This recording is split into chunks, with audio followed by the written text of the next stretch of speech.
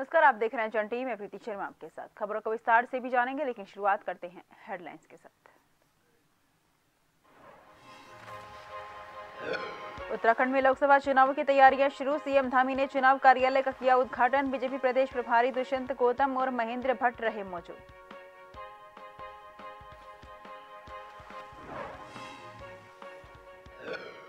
देहरादून के वित्त विभाग के अधीनस्थ भवनों का लोकार्पण। सीएम धामी ने किया लोकार्पण। आईटी पार्क में आयोजित हुआ कार्यक्रम।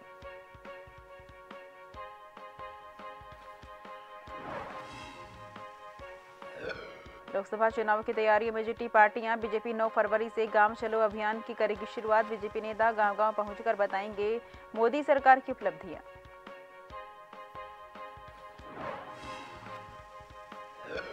सितारगंज में पालिका क्षेत्र में डोर टू डोर कचरा कलेक्शन पर उठे सवाल। निवर्तमान सभासदों ने विशेष लाभ पहुंचाने का लगाया आरोप। अधिशासी अधिकारी को सौंपा मांग पत्र।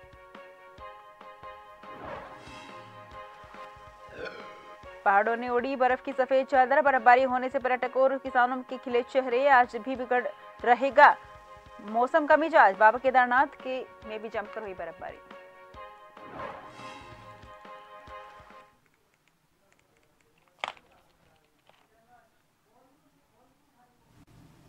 रुक करते हैं खबरों की ओर।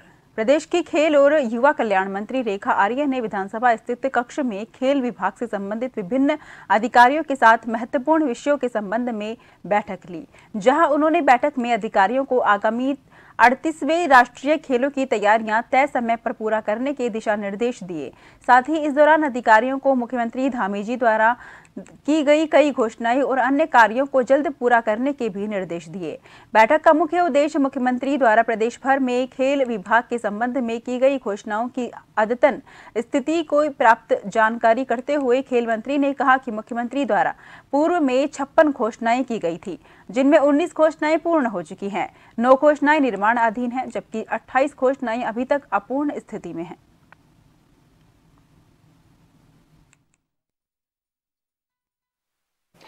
देखिए, आज खेल विभाग की बैठक ली है, जिसका मुख्य उद्देश्य यही था कि माननीय मुख्यमंत्री जी की जो खेल के क्षेत्र में जो घोषणाएं की गई हैं, चाहे वो खेल मैदान हो, चाहे वो मिनी स्टेडियम हो, चाहे वो आउटडोर स्टेडियम हो, तो उसकी क्या वर्तमान स्थिति है। तो पाया गया है कि लगभग 56 घोषणाएं माननीय मुख्यमंत्री जी के द्वारा की गई हैं, जिसमें 19 घोषणाएं हम लोगों ने पूर्ण कर ली है, जिसमें 28 घोषणाएं जो है वो अभी अपूर्ण है और 9 घोषणाएं जो हैं जिस पर कि उसमें काम चल रहा है। जो अपूर्ण घोषणाएं हैं उसमें यह पाया गया है कि सामान्यतः या तो भूमि की उपलब्धता नहीं हो पाई है, या अथवा फॉरेस्ट है, अथवा उसमें संबंधित विभागों के हैं तो उनकी ओर से अनापत्ति का कोई प्रमाण पत्र नहीं मिल पाया है। तो इस प्रकार के दिक्कतों के कारण जो है ये घोषणाएं जो हैं वो अभी अपूर्ण की स्थिति में है। इसकी सूचना जो कि माननीय मुख्यमंत्री की घोषणाओं की मॉनिटरिंग जो है शासन स्तर पर भी होती है, वहां एक कॉपी भेजना। इसके साथ ही जो है संबंधित जो वहां के जनप्रतिनिधि हैं जिनके द्वारा ये घोषणाएं कराई जाती हैं, उनको भी सूचित करना। माननीय मुख्यमंत्री की घोषणा जो शासन स्तर पर होता है उनके संज्ञान में भी आए और जो अवरोध उत्पन्न हो रहा है उसका जल्द से जल्द निस्तारण हो, इसलिए जो है ये करना आवश्यक है। ये निर्देश जो है आज दिए गए हैं। उत्तराखंड में यूसीसी का मसौदा तैयार करने वाली विशेषज्ञ समिति शुक्रवार को ड्राफ्ट मुख्यमंत्री पुष्कर सिंह धामी को सौंप देगी। यूसीसी पर विधेयक पारित कराने के लिए 5 फरवरी से उत्तराखंड राज्य विधानसभा का 4 दिन का विशेष सत्र बुलाया गया है। विधानसभा में विधेयक के रूप में पेश करने से पहले मसौदे पर राज्य मंत्रिमंडल में चर्चा भी की जाएगी। वहीं कैबिनेट मंत्री रेखा का कहना है कि यूसीसी प्रदेश के हित में आवश्यक है कि मुख्यमंत्री पुष्कर यूसीसी धामी ने अपनी पहली कैबिनेट में यूसीसी का विषय कैबिनेट के समक्ष रखा था और संपूर्ण कैबिनेट द्वारा इस पर सहमति जताई थी। देखिए, निश्चित रूप से यूसीसी प्रदेश के हित में बहुत आवश्यक है। माननीय मुख्यमंत्री जी की चुनाव के दौरान में यह घोषणा थी और माननीय मुख्यमंत्री जी ने सरकार बनते ही पहली कैबिनेट में यूसीसी का ही विषय कैबिनेट के समक्ष भी आया था, जिस पर संपूर्ण कैबिनेट ने उसमें सहमति भी व्यक्त करी थी। और आज हर्ष का विषय है कि यूसीसी का उसका ड्राफ्ट जो है कमेटी ने तैयार कर लिया है। कल माननीय मुख्यमंत्री जी को वो हैंड ओवर भी करेंगे और मुझे लगता है कि अब की बार का जो ये हमारा सत्र है उस सत्र में यह आने भी जा रहा है, जैसा माननीय मुख्यमंत्री जी का कथन है। तो ये एक वादा को जो हमने ने कहा है और हमने उसे करके दिखाया है, उसका मैं समझती हूँ कि पूरा ये फाइनल स्वरूप है। और बहुत मुझे लगता है कि इस यूसीसी के माध्यम से निश्चित रूप से महिलाओं के हित और सुरक्षित होंगे, महिलाएं इसमें और मजबूत होंगी, क्योंकि सबसे ज्यादा शोषण जो यूसीसी न होने पर हम लोग देखते हैं वो महिलाओं के साथ ही शोषण होते हुए देखते हैं। मुझे लगता है यूसीसी के इम्प्लीमेंटेशन के साथ में महिलाओं का शोषण न्यूनतम होगा। हल्द्वानी में अवैध अतिक्रमण पर नगर निगम का बुलडोजर लगातार चल रहा है। हल्द्वानी के राजपुर इलाके में नजाकत खान के बगीचे नाम की जगह से आज नगर निगम ने अतिक्रमण हटाया। करीब 2 से 3 एकड़ जमीन पर नगर निगम का बुलडोजर चला। बताया जा रहा है कि पूरी जमीन नजूल की है और फ्री होल्ड नहीं है। ऐसे में सरकारी जमीन को खुर्द-बुर्द करने का काम किया जा रहा है। अतिक्रमण हटाने के दौरान नगर आयुक्त और प्रशासनिक अधिकारियों की अतिक्रमण कार्यों से तीखी नोकझोंक भी हुई है। इस दौरान नगर आयुक्त ने कहा है कि नजूल की भूमि पर किसी भी प्रकार का अतिक्रमण बर्दाश्त नहीं किया जाएगा।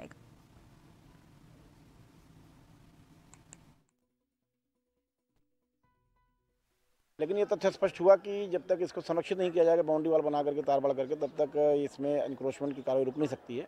इसी के दृष्टिगत नगर निगम प्रशासन और पुलिस द्वारा संयुक्त रूप से कार्रवाई में नगर निगम के द्वारा यहाँ पर जो क्षेत्र जो एरिया बचा हुआ है उस पर तार बाड़ करने का काम हम कर रहे हैं, संरक्षित कर रहे हैं और प्रयास करेंगे इस क्षेत्र में जो गोवंश सड़कों पर विचरण कर रहे हैं उनको अस्थायी रूप से यहाँ रखने का काम करेंगे और जब हमारा गौशाला बन जाएगा तो उसमें इसको शिफ्ट कर देंगे।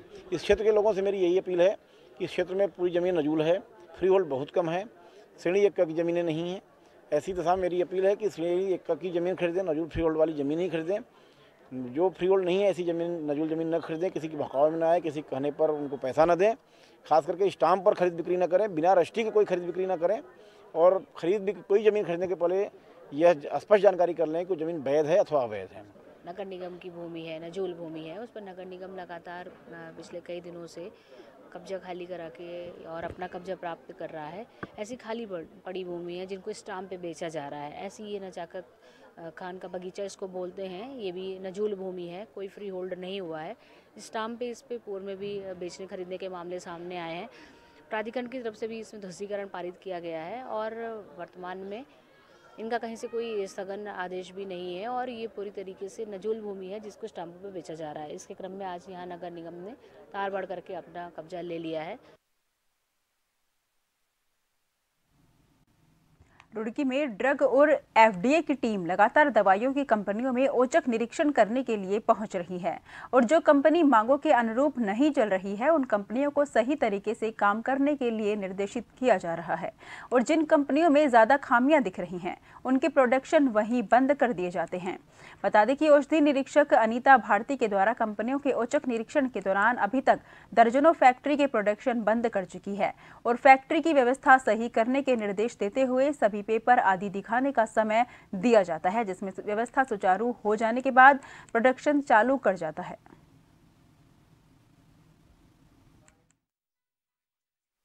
हमारी औषधि निरीक्षक द्वारा एक टीम बनाई गई है जिसमें हमारी एफडीए विजिलेंस की टीम भी है, हम हैं और हमारे सेंटर के इंस्पेक्टर हैं और जितनी भी कंपनियां हैं उन पे उनका जो कंपनियां हैं उनको कुछ नियमों का पालन करना होता है। जीएमपी रूल्स एंड रेगुलेशन के अनुसार ही कंपनियों का संचालन किया जा सकता है। जितनी भी दवाइयां बनती हैं उनके लिए हर चीज़ का जो कि दवाइयां मैन्युफैक्चरिंग के दौरान टेम्परेचर, ह्यूमिडिटी एंड हाइजीनिक जो फैसिलिटीज़ होती है उनका ध्यान रखा जाता है। लोहाघाट में नौकरी और पेंशन की मांग को लेकर लोहाघाट के गांधी पार्क में गांधी जी की मूर्ति के नीचे पिछले 5 दिनों से गुरिल्लों का अनशन चल रहा है। बारिश और कड़ाके की ठंड के बावजूद गुरिल्ला धीरज पुनेठा और अन्य गुरिल्ला अनशन में बैठे रहे। वहीं गुरिल्ला संगठन जिला अध्यक्ष ललित बगोली और अनशनकारी गुरिल्ला धीरज पुनेठा ने कहा कि ठंड और बारिश गुरिल्लाओं के हौसले को नहीं तोड़ सकते हैं। उन्होंने कहा कि जब तक सरकार गुरिल्लाओं की नौकरी और पेंशन की मांग को नहीं मानती है, गुरिल्ले अनशन से नहीं हटेंगे। अब उनकी जान ही चाहे क्यों ना चली जाए।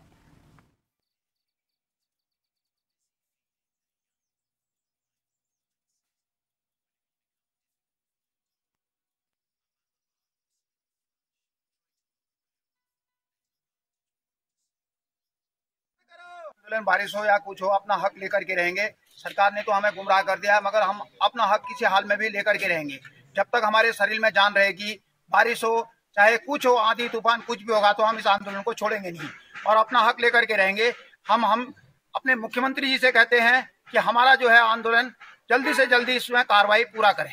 हम अपने उस कार्रवाई में डटे रहेंगे, हम उठने वाले नहीं हैं जब तक हमारी मतलब लिखित कार्रवाई नहीं होती है, तब तक हम अपने अनशन में बैठे रहेंगे। देखो, गिरफ्तारी को हमारा पूरा समर्थन है, व्यक्तिगत समर्थन भी है, चाहे वो तन से मन से धन से उनको जो भी इनको जरूरत होगी उसको हम व्यापारी लोग एकत्र होकर करेंगे।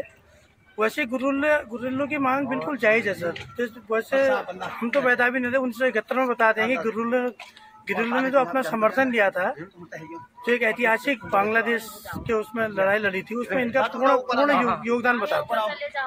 आगामी लोकसभा चुनाव होने में कुछ दिन बाकी हैं। सभी राजनीतिक दल चुनावी दंगल को देखते हुए अपनी पार्टियों के प्रचार प्रसार के लिए जुट गए हैं।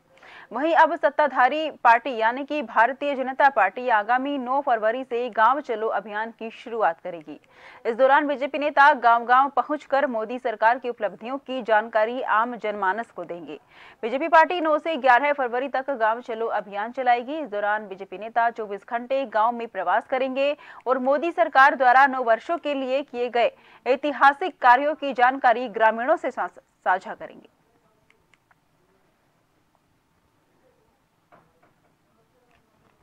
हमारी डबल इंजन की सरकार ने जो योजनाएं इस प्रदेश के लोगों के लिए बनाई हैं, उन सब लोगों से वार्तालाप करना, गांव के अंदर हमारे प्रदेश पदाधिकारी हों, जिले के पदाधिकारी हों, एक दिन रात्रि को प्रवास भी करेंगे और गांव के लोगों से संवाद भी करेंगे।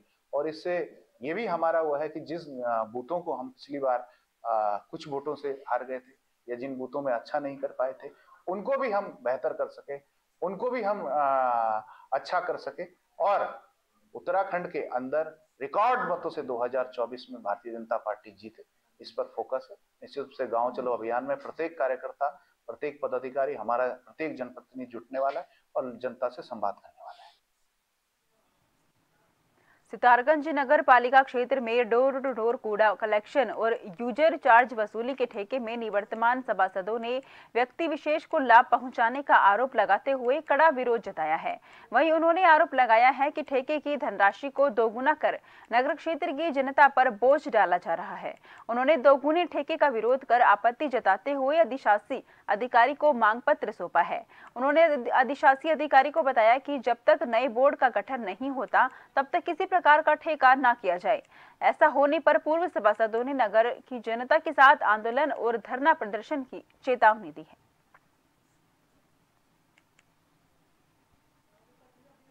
सभासदों ने एकत्र होकर यहाँ पर एक ज्ञापन दिया है, पत्र दिया है। पत्र का मतलब ये है कि एक जो ठेका था डोर टू डोर कलेक्शन का, वो पूर्व में जो है पालिका द्वारा 1 साल का किया जाता था और 10 लाख साढ़े 10 लाख रुपए का था। जैसे ही बोर्ड हमारा भंग हुआ, उसके बाद तुरंत ही इन्होंने अधिकारियों ने, अधिशासी अधिकारी ने गोलमेल करके उसको जो है 20 लाख रुपए का कराया गया, जबकि ये जनता का बिल्कुल जनता के पैसे का बिल्कुल दुरुपयोग किया जा रहा है। भाई जो ठेका जो है 1 साल का ना करके 5 साल का किया जा रहा है। जबकि जब हमारा पूरा बोर्ड था, हमने इनको लिखित में दिया था कि जो पूर्व का ठेका है साढ़े 10 लाख रुपए का जो ठेका था, उसको आप जो है 6 महीने के लिए बढ़ा दीजिए जब तक बोर्ड नहीं आएगा। डोईवाला में त्रिस्तरीय पंचायत संगठन ने खंड विकास अधिकारी के माध्यम से मुख्यमंत्री और प्रधानमंत्री के नाम ज्ञापन सौंपते हुए पंचायत प्रतिनिधियों का कार्यकाल 2 वर्ष तक बढ़ाए जाने की मांग की है। साथ ही कहा कि कोविड काल में सभी पंचायत प्रतिनिधियों ने सेवा के काम किए, लेकिन सरकार की तरफ से कोविड काल के दौरान कोई वित्तीय बजट भी पंचायतों को नहीं दिया गया है। इसलिए हम चाहते हैं कि पंचायत प्रतिनिधियों का कार्यकाल 2 वर्ष तक बढ़ाया जाए, जिससे रुके हुए विकास कार्यों को किया जा सके।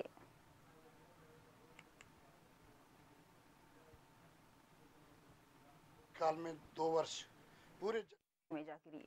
इस दुर्घटना में कार में सवार 4 लोग घायल हो गए। वहीं सूचना पर पुलिस और राजस्व विभाग की टीमों ने घायलों को खाई से बाहर निकाला और जिला अस्पताल भेजा।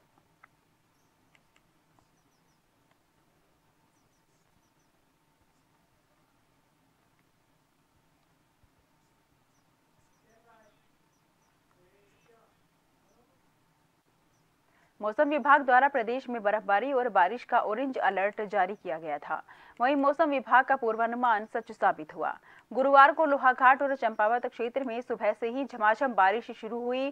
5 महीने के बाद हुई बारिश से जहां लोगों और किसानों के चेहरे की रौनक लौटी, तो वहीं क्षेत्र में कड़ाके की ठंड पड़ने लगी है, जिस कारण सुबह से ही बाजारों में सन्नाटा पसरा रहा है और लोग जगह जगह अलाव सेकते हुए नजर आए। बारिश के चलते लोग घरों से कम निकले। वहीं बारिश के कारण सबसे ज्यादा परेशानी स्कूली छात्र छात्राओं को उठानी पड़ी। क्षेत्र की सूख चुकी खेती को भी इस बारिश से काफी फायदा पहुंचेगा।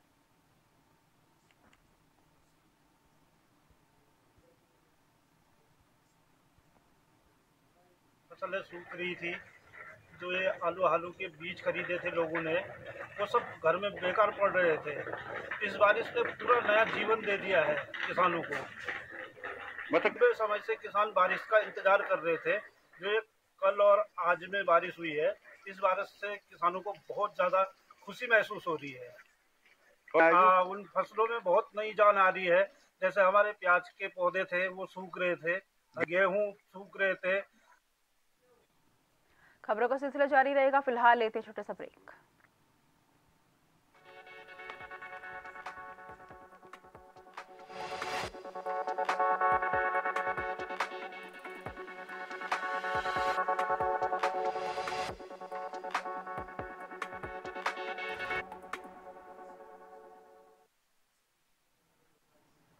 ब्रेक के बाद फिर से आपका स्वागत है। रुक करते हैं खबरों की ओर। विश्व प्रसिद्ध श्री केदारनाथ धाम से शीतकालीन सीजन की पहली बर्फबारी हुई। ऐसा पहली बार हुआ जब दिसंबर और जनवरी जैसे माह को छोड़कर केदारनाथ धाम में फरवरी में बर्फबारी हुई।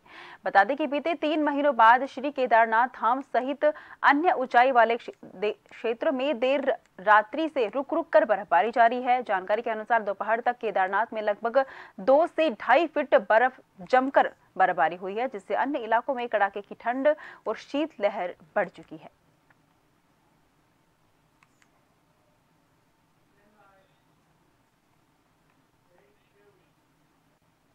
उत्तरकाशी की ऊंचाई वाले क्षेत्र में लगातार हल्की बर्फबारी और देर रात को जबरदस्त बर्फबारी हुई। ऊंचाई वाले क्षेत्र में 1 फीट के लगभग बर्फबारी पड़ चुकी है, जिससे कि इस सीजन की सबसे ज्यादा बर्फबारी देखने को मिली है। वहीं किसानों के चेहरे पर एक खुशी की लहर है, क्योंकि इस सीजन में बर्फबारी न होने से सेब के बगीचों को काफी नुकसान हो सकता था। अब बर्फबारी पड़ने से सभी के चेहरे पर खुशी की लहर है। वहीं बात की जाए पर्यटकों की, तो वो हर्षिल वैली में बर्फबारी का लुत्फ उठाते हुए नजर आ रहे हैं।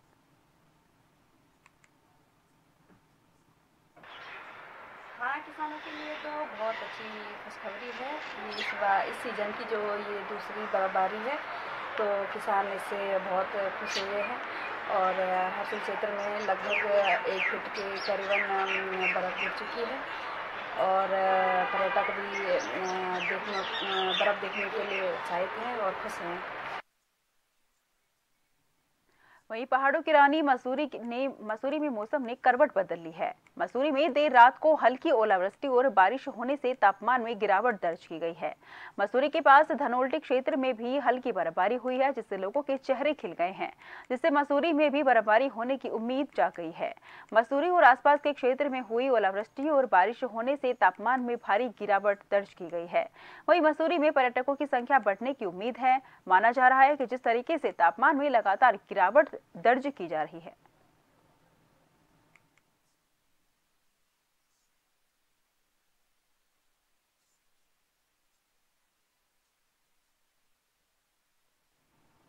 वहीं मुखबा धराली हर्षिल सुखी में 1-1 फुट बर्फबारी होने से उत्तराखंड के उत्तरकाशी के ऊंचाई वाले कई इलाकों में गुरुवार को ताजा बर्फबारी हुई। बर्फबारी किसानों के लिए खुशियां लेकर आई, क्योंकि बर्फबारी की कमी के कारण सेब के बागों को नुकसान हो सकता था। उत्तराखंड के निचले इलाकों में भारी बारिश हो रही है। मौसम विभाग ने उत्तराखंड के पहाड़ी इलाकों में भारी बारिश, बर्फबारी और गरज के साथ छींटे पड़ने का 24 घंटे के लिए येलो अलर्ट जारी किया है। मौसम विभाग ने कहा है कि बर्फबारी के कारण पहाड़ी इलाकों में सड़कें और राजमार्ग बंद हो सकते हैं और बिजली सप्लाई पर भी असर पड़ सकता है।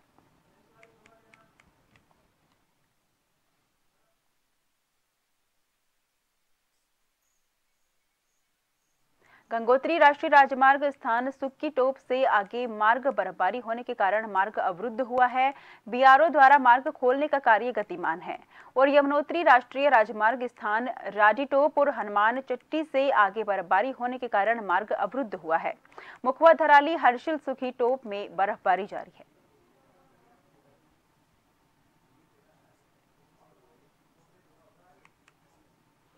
बारिश थोड़ा मौसम बना हुआ है, ऊंचाई वाले क्षेत्रों में बर्फबारी हुई है। इसमें सुक्की से ऊपर गंगोत्री राष्ट्रीय राजमार्ग यमुनोत्री राडी टॉप के पास तथा हनुमान चट्टी से आगे ये बंद मुख्य मार्ग ये बंद चल रहे हैं। अभी धौंतरी वाला भी बंद चल रहा है जो पीडब्ल्यूडी का मार्ग है। इसमें मशीनें लगाई गई हैं और तथा ट्रैफिक को भी नियमित किया जा रहा है ताकि ऐसे जगहों पर लोग न जाएं। और जैसे अभी बर्फबारी हो रही तो लगातार कार्रवाई की जा रही है और लोगों को इस तरह से संसाधनों को अपडेट करने के लिए निर्देश दिए। और ऊंचाई वाले क्षेत्र में लगभग सभी क्षेत्रों में बर्फबारी हो रही है। खबर डोईवाला से है, जहां बुल्लावाला मार्ग पर पुल के पास बड़ी दुर्घटना हुई, जहां एक कार दुर्घटनाग्रस्त हो गई, जिससे कार में सवार 7 लोगों में से 2 की घटनास्थल पर ही मौत हो गई। वहीं 5 लोग घायल हो गए। घायलों का अस्पताल में उपचार जारी है। वहीं पुलिस मामले की जांच कर रही है।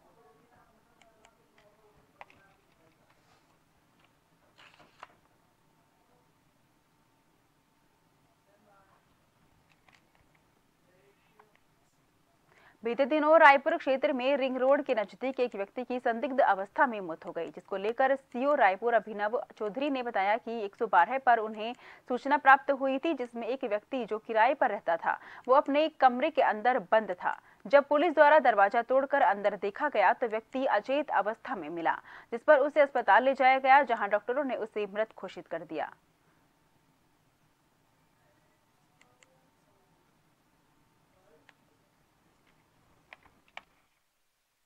ये 28 तारीख को 112 पे सूचना मिली थी कि एक जो किराएदार ने बताया कि जो रामदयाल हैं, लखनऊ के रहने वाले हैं, जिनकी उम्र 55 वर्ष है, वो लोक सूचना विभाग में काम करते थे और वो 2 दिन से दरवाज़ा नहीं खोल रहे हैं। जब पुलिस वहाँ गई और मौके पे अड़ोस पड़ोस वालों के साथ मिलकर दरवाज़ा खोला गया तो उनकी वहाँ डेड बॉडी पाई गई। प्राइमा फेसी देख के पता लगा कि वो काफ़ी टाइम से बीमार थे और उनके लीवर की और काफ़ी चीज़ों की दवाइयाँ चल रही थी।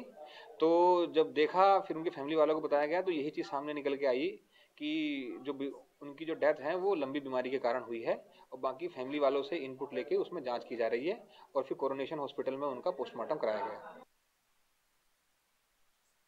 लोक निर्माण विभाग बेरीनाग द्वारा पभिया मतोली रायागर मोटर मार्ग में 10 किलोमीटर सड़क की स्वीकृति में 5 किलोमीटर सड़क का निर्माण हुआ है। सड़क निर्माण का कार्य पूरा नहीं किए जाने से आक्रोशित महिलाओं ने लोक निर्माण विभाग कार्यालय पर प्रदर्शन किया। साथ ही भंडारी गांव की महिलाओं ने पीडब्ल्यूडी सहायक अभियंता को ज्ञापन दिया है।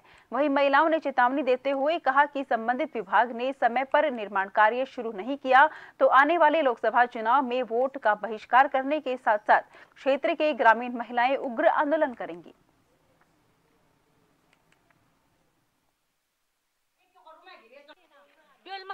बच्चों छन्ना मारन हैं नंजन को घर में हन्ने हैं हम पूरी ब्याल हगनु नन गनी पिंच लेवनी उमर छो के हनाल लतरी हैं रोड में नहीं छोना कहे ये नो है मुझे फुट मार आसन गाड़ी से कटिंग हुई है इस रोड की और इस रोड को मिलना है रायागर में। 2010 की स्वीकृत रोड है और अभी तक इसमें सिर्फ 5 किलोमीटर लगभग कटिंग हुई है और वो भी आधी अधूरी हुई है। तो ये सभी महिलाएं अभी आई हैं। इससे पहले भी हम 2019 में भी यहाँ पे आए थे इसी गांव से कि इस रोड को आगे को कटिंग किया जाए करके, और अभी एक्शन साहब से मेरी बात हुई तो वो बोल रहे हैं कि 5 किलोमीटर की कटिंग है। तो फिलहाल के लिए मुझे दीजिए इजाजत। देश भर की तमाम खबरों के लिए लगातार देखते रहिए जन टीवी, क्योंकि हम हैं जन जन की आवाज़।